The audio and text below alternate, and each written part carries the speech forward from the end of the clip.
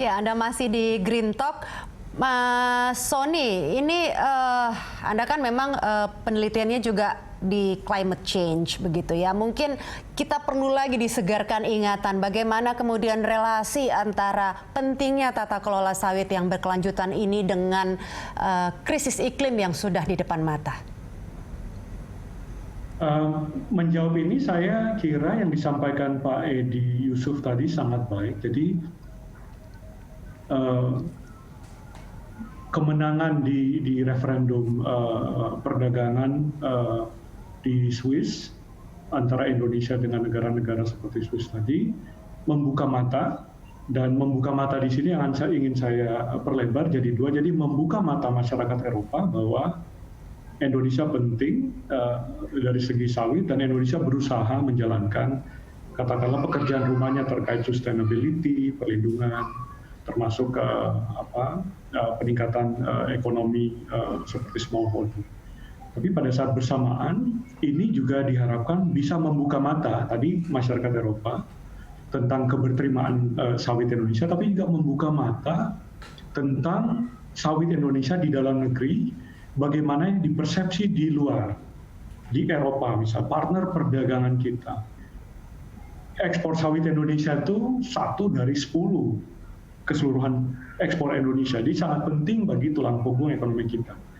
Pada saat bersamaan, perkebunan massal seperti sawit juga punya kontribusi besar bagi deforestasi dan degradasi hutan kita, yang menjadi pemicu kenapa referendum itu dilaksanakan di mereka, di negara yang mengkonsumsi sawit kita. Jadi kita mulai lihat hubungan antara yang terjadi di negara yang menggunakan produk kita dan kita yang mengekspor komoditas kita. Ini yang keterkaitan yang bukan melulu soal iklim, tapi dia merembet ke persoalan-persoalan perdagangan. Ketika dia menjadi referendum, itu jadi perkara serius. Nah, saya pribadi melihat yang terjadi atau berlangsung dengan referendum Swiss adalah barangkali cukup serius di sana. Semoga ini juga cukup serius di sini. Kurang lebih begitu, Rick. Pak Bandung mungkin bisa merespon, meskipun tadi di segmen sebelumnya Anda katakan penyerapan CPO di luar negeri itu masih oke-oke saja begitu. Tapi jangan dilupakan juga ada Uni Eropa, kemudian ada hampir 49% rakyat Swiss yang tidak setuju referendum untuk perdagangan sawit kita begitu. Meskipun tadi dimenangkan ya 51%. Kalau dari sisi perdagangan, Swiss itu kan sangat kecil sebenarnya dia konsumsi minyak sawit ya. Sangat-sangat kecil. Sangat kecil sekali. Bahkan untuk compare to Uni Eropa. Tetapi karena dia Swiss, jadi impact-nya gede. Jadi karena semua orang juga ngomongin itu. Ya, jadi itu juga kemudian perlu dipikirin.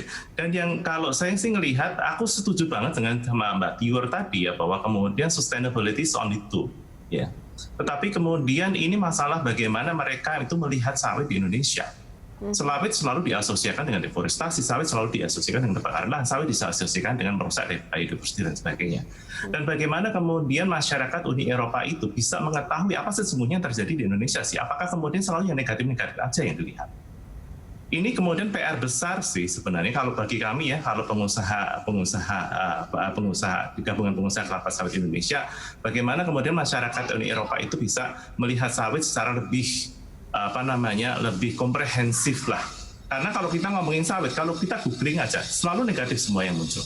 Tapi bagaimana kemudian informasi yang baik-baiknya sawit itu juga dimunculkan, sehingga mereka juga mendapatkan informasi yang cukup lengkap.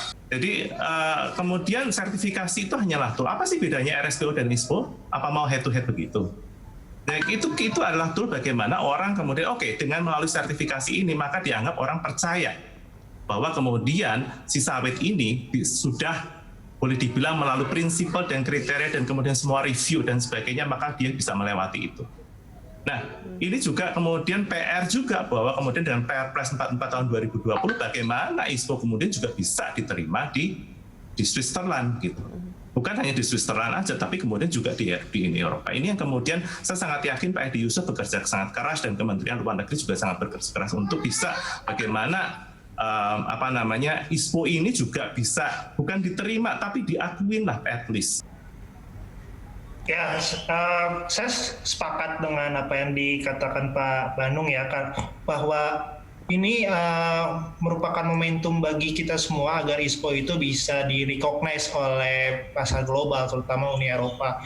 Namun agar bisa diakui secara lebih luas, maka PNC dari ISPO pun harus lebih ambisius gitu, di mana PNC dari ISPO itu sendiri harus memiliki safeguards yang kuat terhadap perlindungan hutan alam dan juga lahan gambut, terutama juga masih adanya deforestasi yang diperbolehkan yang legal gitu di area konsesi, itu juga harus menjadi perhatian kalau misalnya ISPO mau direkognize lebih luas. Kemudian juga harus adanya skema yang partisipatif terhadap masyarakat lokal dan masyarakat adat. Kemudian juga harus adanya transparansi yang benar-benar setengah-setengah. Oke, kita jeda lagi dan kita masih ada satu segmen penutup. Nanti masing-masing narasumber akan memberikan closing statement terhadap diskusi kita kali ini mengenai tata kelola sawit berkelanjutan. Pemirsa tetaplah bersama kami, Green Talk akan segera kembali.